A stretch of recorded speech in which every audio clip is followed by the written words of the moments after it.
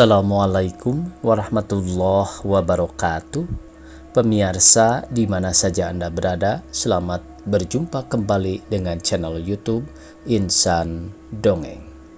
Pada kesempatan ini saya Bang Elgi akan melanjutkan Masa Bergolak bagian ke-14. Terima kasih kepada semua subscriber yang selalu setia mengikuti. Selamat mendengarkan. Ketiga anggota Laswi itu tercengang. Jubaidah bertanya, "Apa artinya itu?" Dengan senyum mengandung rahasia, Winatau menjawab, "Kalau ayam jantan berkokok, artinya hari akan siang. Tunggu saja sebentar." Rokok, Jang?" kata Hairani sambil menyodorkan jiper. Janda menerima sigaret dan dimasukkan ke dalam sakunya. Hairani bertanya heran, "Mengapa tidak diisap di sini?" Dengan mengerut dan menaruh telunjuknya di jidat, janda menjawab, "Hanya prajurit gila yang berani merokok di tepi hutan persembunyiannya. Asapnya dapat saja dilihat dari jauh. Puntungnya kalau dibuang, ada kemungkinan dapat diketahui oleh penyelidik musuh, yang akhirnya dapat mengetahui persembunyian kita." Tiba-tiba datang beberapa orang kawan Winatau yang mendengar ayam berkokok. Tanda kode dari Winatau bahwa ada orang ketiga wanita desa dan bawaannya dioperkan oleh janda kepada kawan-kawannya. Mereka dibawa menghadap para perwira. Laporan yang disampaikan oleh Mintarsih antara lain ialah bahwa di tanah Partikelir Tanjung, sebelah utara kota Bogor, ada satu pusat penahanan tawanan atau yang disebut dengan konsentrasi camp yang dibuat nikah di gedung bekas tuan tanah dengan bangunan-bangunan tambahan. Isinya kira-kira ada 250 orang patriot kita. Di antaranya terdapat nama Raden Waluya, kepala bagian ekspedisi dari kantor pos Bandung. Penjagaan terdiri dari satu kompi ubel-ubel dengan satu mitraliur saja, yang lain-lainnya senjata ringan. Orang tidak dapat mendekat kurang dari 200 meter tanpa ditanya pasti ditembak. Sekitar kem dipagar kawat berduri hanya satu lapis, tetapi dikelilingi parit sedalam kira-kira 1,5 meter. Lebar 1 meter, setiap penjuru ada lampu senter dengan radius kurang lebih 100 meter. Patroli tetap 60 menit sekali. Order dari Komando Bandung, satu pasukan dari batalion yang membawa Mulyadi supaya membebaskan para tawanan. Di antaranya ada beberapa perwira dan bintara dari Bandung, Cimahi, Cianjur, dan Sukabumi. Hubungan lebih lanjut dengan F72 di Bogor, formasi terserah pada kebijaksanaan pemimpin batalion. Demikian secara singkat komando dari atasan, lantas berundinglah para perwira. Di antara putusannya menunjuk Sersan Mayor Mulyadi Waluya untuk membentuk satu tim pembebasan tawanan di Tanjung. Sebab para perwira tahu tentu Mulyadi yang diberitahu bahwa ayahnya ditawan di sana akan bekerja mati-matian membebaskan tawanan-tawanan itu. Dari mana atau dari siapa pusat komando mendapat informasi yang hampir lengkap itu? Itu urusan tentara dengan segala intelijennya dan penyelidiknya. Di antaranya F72 dari Bogor itu. Siapa? Ini tentu saja top secret alias puncak rahasia. Tidak sembarang orang boleh tahu, walaupun ia seorang jenderal sekalipun. Kalau yang tidak langsung bersangkutan dengan organisasinya. "Terima kasih, Min," kata Mulyadi pada suatu kesempatan kepada Mintarsih. "Kamu telah banyak menolong ayahku dan tawanan-tawanan dengan konfirmasi dengan informasimu." Kamu ini bagaimana?" sahut Mintarsih sambil memeriksa isi pistolnya. "Belum apa-apa, sudah berterima kasih. Aku berharap keras agar kamu dapat membebaskan saudara-saudara kita itu, di antaranya ayah kita." Sedap benar terdengarnya perkataan ayah kita di telinga Mulyadi. Dalam keadaan lain, tentu sang teruna menyatakan rasa terima kasihnya dengan cara yang lebih intim. Tetapi pada waktu-waktu itu, no time for love. Yang semua tidak mengerti ialah mengapa Raden Waluya, seorang preman, pegawai sipil yang diculik itu dapat masuk ke konsentrasi camp yang diperuntukkan bagi tawanan perang. Bagi tentara resmi saja, ini suatu teka-teki. Tentu ada hal-hal yang ajaib terjadi atas dirinya. Hal apa? Entahlah. Mulyadi segera memilih orang-orangnya yang sudah amat paham berkelahi malam hari dan sudah biasa menyusup ke tempat musuh. Biasanya mereka amat pintar menggunakan senjata tajam. Tanpa mengeluarkan tembakan dapat melumpuhkan penjagaan, tetapi dapat menembak jitu kalau perlu. Hanya 8 orang saja terpilih, janda alias Winnetou sebagai tangan kanannya dan 7 orang prajurit yang tidak tahu arti kata mundur. Setelah membagi-bagi bingkisannya yang 3 bakul dibawa mereka dari selatan menyusur pinggiran kota Bandung, para anggota Laswi itu kembali. Seperti dahulu mengambil jalan timur supaya dapat menyeberang lewat Cihaur Gelis ke sebelah timur Cicadas. Bingkisan itu sekali ini kebanyakan terdiri dari rokok putih luar negeri dan bacaan. Ada juga obat-obatan, batu, lampu baterai, kertas tulis, dan tinta. Yang lucu barangkali lelucon saja ada 3 botol minyak rambut dan beberapa sisir. Mulyadi sendiri spesial dapat bingkisan istimewa dari Mintarsih, perabot gunting rambut lengkap, kecuali sebilah pisau, cukur, dan sepucuk gunting. Yang lain oleh Mulyadi diserahkan kepada komandannya untuk dipakai bersama sebagai inventaris batalion. Itulah sebabnya anak-anak batalion Mulyadi banyak yang tidak gondrong dan lebih bebas bergerak di kalangan masyarakat kalau sedang menyamar, sebab rambutnya biasa seperti rakyat kebanyakan. Keesokan harinya sesudah berpamitan dengan sangat terharu dari teman-teman dan para perwira, ke-9 petugas itu pergi, di antaranya oleh Mang Saipan sebagai penunjuk jalan sampai ke Raja Mandala di barat. Di Raja Mandala mereka mendatangi komandan pertahanan setempat. Tidak diduga, tidak disangka komandan setempat itu adalah Letnan Rayadi, adik Mulyadi yang telah berbulan-bulan tiada kabarnya. Rupanya dalam waktu sekian lama itu ia dari sersan mayor dipromosikan menjadi letnan, karena diketahui bahwa dahulu pernah menjadi kopral peta di bawah Sodanto Hasan di Jatinegara. Tentu saja pertemuan kakak adik itu bukan kepalang mesranya. Tentu saja banyak urusan keluarga dibicarakan mereka, pun tentang ayahnya yang secara tidak dapat dimengerti menjadi tawanan perang. Ya, dalam masa bergolak serba kejadian ganjil dapat saja terjadi. Ayah juga tentu mengalami kejadian ganjil itu. Berkat perundingan Rayadi dengan kepala stasiun Raja Mandala, malam itu juga Mulyadi bersama 8 orang kawannya dapat diselundupkan ke dalam gerbong kayu bakar. Diatur demikian rupa supaya tumpukan dan susunan kayu bakar dalam gerbong di tengahnya terluang, cukup untuk duduk 9 orang. Sekitar ruang itu ditumpuk dengan rapi dan sistematis kayu bakar. Dengan demikian dari luar gerbong, lebih lagi dari bawah, tidak nampak bahwa di tengah-tengah terluang dan berisi 9 orang bersenjata lengkap. Jam 4.30 subuh, kereta api sampai ke stasiun Bogor. Pada waktu itu emplasemen stasiun-stasiun belum dipagar tembok seperti sekarang. Orang mudah saja keluar masuk. Dengan bersikap seolah-olah mereka itu patroli kota, dari emplasemen langsung menuju markas Tentara Republik. Tentu saja hampir terjadi tembak-menembak antara pasukan Mulyadi dengan pasukan penjaga yang asing kepada mereka itu. Lebih lagi karena pihak Mulyadi tidak mengetahui kode setempat. Dan lebih payah lagi karena janda memakai seragam nikah. Siapa akan mengira bahwa di pagi buta begitu akan datang pasukan teman. Untung Mulyadi berteriak, "Jangan tembak, kawan dari Bandung minta bicara." Sahut dari sebelah sana, "Maju pemimpinnya 1 orang, yang lain belakangan kemari, letakkan senjata." Dalam hatinya Mulyadi memuji tindakan preventif dari komandan penjagaan itu. Mulyadi maju sambil mengangkat tangan. Diperlihatkannya surat-surat kepada penjaga. Terbitlah tanya jawab singkat yang berakhir dengan ucapan komandan jaga, "Selamat datang saudara-saudara. Silakan masuk semua.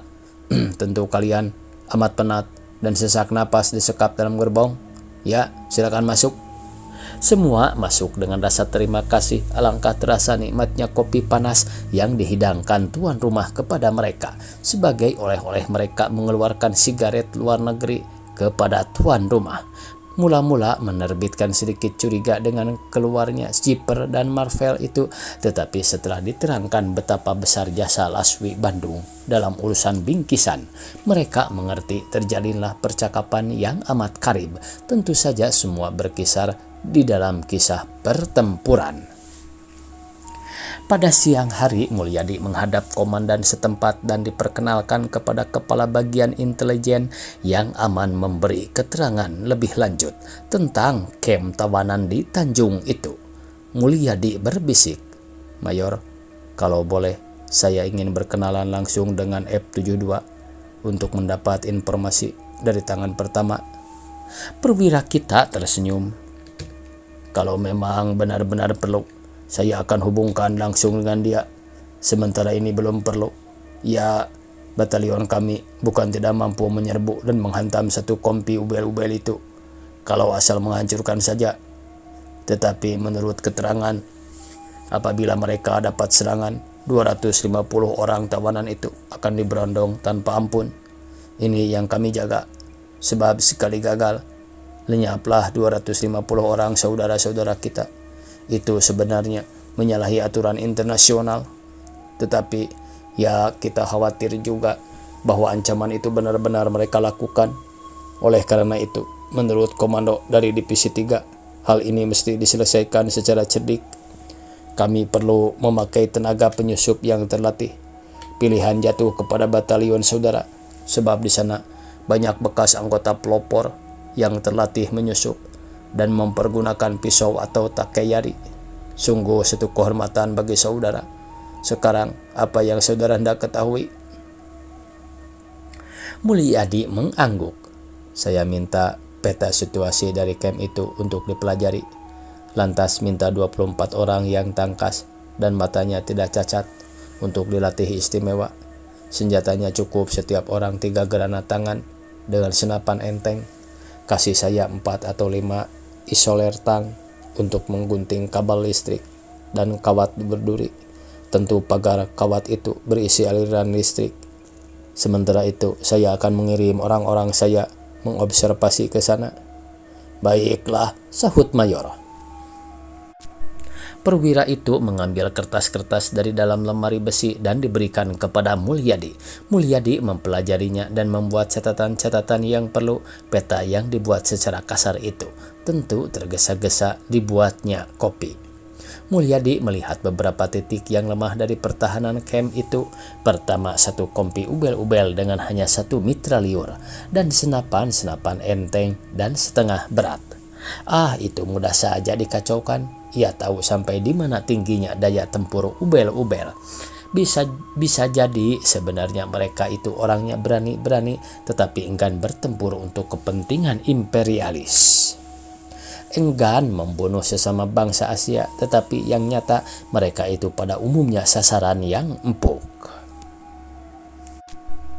Kelemahan kedua, dan ini mengherankan Mulyadi sebab secara siasat adalah satu kesalahan besar sekali, yakni asrama mereka letaknya terlalu jauh dari barak tawanan, kira-kira 80 meter, dan terhalang oleh terusan yang agak terjal palungnya, dihubungkan oleh hanya satu jembatan yang lebarnya 3 meter, panjangnya 8 meter. Agak jauh di hilir, kira-kira setengah kilometer, ada titian lebar tempat orang desa lalu lintas.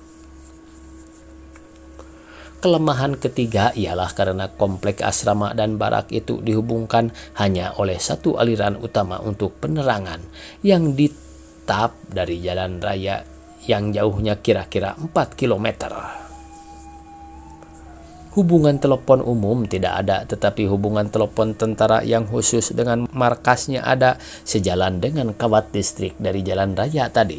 Jadi kalau perlu sekali memanjat dapat menggunting 2 kawat. Itu mudah saja. Yang paling lemah ialah sistem penjagaan dan kontrol. Setiap giliran jaga 8 orang berkumpul di muka. Setengah jam sekali 2 orang ronda berkeliling sekitar barak di sebelah dalam pagar duri.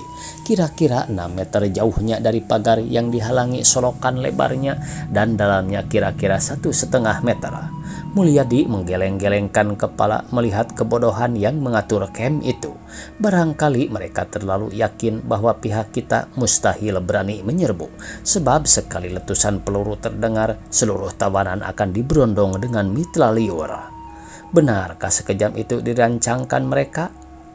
Mungkin saja. Imperialis itu di mana-mana juga imperialis, dan inilah yang dibuat ngeri dan khawatir oleh pihak kita, khawatir kalau ancaman itu benar-benar dilakukan. Dan bagaimana saudara?